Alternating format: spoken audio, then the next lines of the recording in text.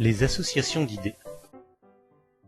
Il y a des mensonges exprimés qui courent le monde, des mensonges complets quant à leur formule, mais il y a aussi des mensonges qui font une part au sous-entendu, des mensonges inconscients qui se glissent dans le monde par la conversation, par la lecture, par l'habitude de ce qu'on appelle la vie et de ce qui est réellement la mort. Ces mensonges-là sont ceux qui dominent le monde, ils consistent dans une fausse association d'idées. Un homme est rarement guidé par les raisonnements bons ou mauvais qu'il sait faire. Ces raisonnements restent souvent chez lui à l'état de formule, mais la force vivante par laquelle il est régi, ce sont les associations d'idées, raisonnements inconscients et souverains en vertu desquels une idée en appelle une autre dans notre esprit. Les associations d'idées, je parle des associations involontaires, rapides, inconscientes, inévitables, gouvernent non pas ce qu'on appelle l'intellect pur, mais l'imagination, puissance terrible qui a ses habitudes dans l'ordre de la vie ou dans l'ordre de la mort. Évoquez en vous les personnes et les choses que vous avez connues, vous verrez que très souvent la forme qu'elles ont prise dans votre pensée n'est pas dessinée par le raisonnement, mais par l'imagination. Interrogez vos souvenirs, ils vous avoueront que la justice ne préside pas à leur durée. Tel homme peut avoir mal fait, et vous laissez de lui une idée belle, et tel homme peut avoir bien fait, et vous l'avez oublié. C'est l'imagination qui est le siège de ce désordre. Vous êtes habitué à croire que le crime peut être une marque de grandeur, qu'il y a des mensonges sublimes, et que la pratique du bien est une chose plate. Si l'on ne vous enseigne pas absolument ces choses, du moins on les infiltre en vous. On ne les démontre pas à votre raison, mais on les propose, dans les romans, dans les mélodrames, à votre imagination, qui les accepte. La puissance qu'a sur nous l'imagination dépasse de beaucoup tout ce qu'on peut en penser et en dire.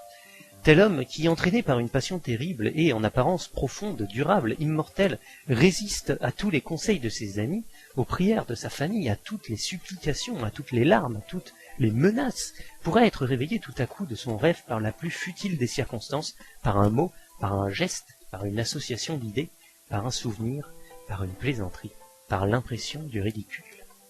C'est que son imagination, enflammée par les combats sérieux qui ont été livrés, aura été subitement éteinte par un léger vent qui vient on ne sait d'où et qui a passé. Si vous affirmez doctrinalement à un jeune homme qu'il est beau de commettre un crime, le jeune homme ne vous croira pas. Mais si vous lui présentez dans beaucoup de mélodrames de sublimes criminels et de plats honnêtes gens, le jeune homme prendra l'habitude de penser que pour être grand, il faut avoir fait beaucoup de mal dans sa vie. Le langage humain qui est toujours complice de tout a des expressions qui rendent témoignage contre l'homme d'une manière terrible. Quand un jeune homme a fait sur sa route beaucoup de bêtises, qu'il a perdu beaucoup de temps, qu'il a des dettes, qu'il est sot, médiocre, inutile et ennuyé, on dit qu'il a beaucoup vécu. Il faudrait dire qu'il est beaucoup mort. Ce qu'il a fait, c'est le rien, il n'a rien fait. Il a laissé fermenter le rien, le néant a produit le néant, l'ennui est venu, et voilà tout. Le néant est une racine qui produit l'ennui pour fleur, et pour fruit, le désespoir. Le désespoir, c'est l'ennui qui arrive à maturité. Aussi, ceux qui ont vécu beaucoup finissent volontiers par se pendre. Et les pendus trouvent des imitateurs.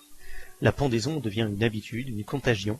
Rien de tout cela n'est étrange, c'est le néant qui va s'entraîner. D'où donc est née cette parole « il a beaucoup vécu ». Elle est née d'une fausse association d'idées. Elle est née d'un mensonge latent. Elle est née non pas dans la raison, mais dans l'imagination qui a pris l'habitude d'associer l'image de la vie à l'image du désordre. L'imagination a perdu l'habitude d'unir l'idée du beau à celle du bien. Je voudrais arrêter sur ce fait l'attention. Il est capital, immense, presque universel, éclatant et latent. L'imagination a perdu l'habitude d'unir l'idée du beau à celle du bien. Et quand cette habitude est perdue, il arrive ce que nous voyons. Quand cette habitude est perdue, les hommes croient que la splendeur et la pureté ne se trouvent pas dans les mêmes contrées et qu'il faut choisir entre elles. L'imagination entraîne cet homme ainsi trompé du côté de la splendeur et il trouve au fond du gouffre le dégoût qui l'attendait. Au monde intérieur de l'imagination correspond le monde extérieur de l'art. L'art est une des forces qui ont corrompu l'imagination parce que l'art a dit que le mal était beau. L'art doit être une des forces qui guériront l'imagination, il faut qu'ils disent que le mal est laid. L'art a complètement perdu la tête.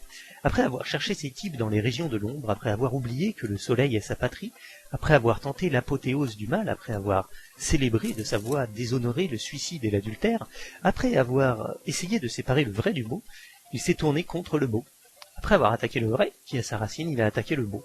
S'étant frappé au cœur, il a voulu s'achever, Ayant persuadé aux hommes que le désordre, c'est-à-dire le faux, constituait la beauté, il s'est écrié dans la logique de son délire « Le beau, c'est le laid ».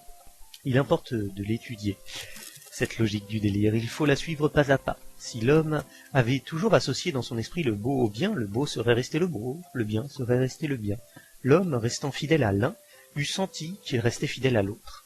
Mais l'homme ayant permis aux écrivains de lui dire que les types du beau devaient se rencontrer là où le bien n'était plus, dans les crimes hardis, dans les scandales éclatants, que le désordre et le génie étaient une seule et même chose, l'homme donc ayant pensé que l'idée du beau et l'idée du bien étaient deux idées contradictoires, a fini par penser que l'idée du beau était contradictoire avec elle-même, et il a fini par dire « Le beau, c'est le laid ». Magnifique hommage rendu à l'unité par ceux qui en ont perdu la notion.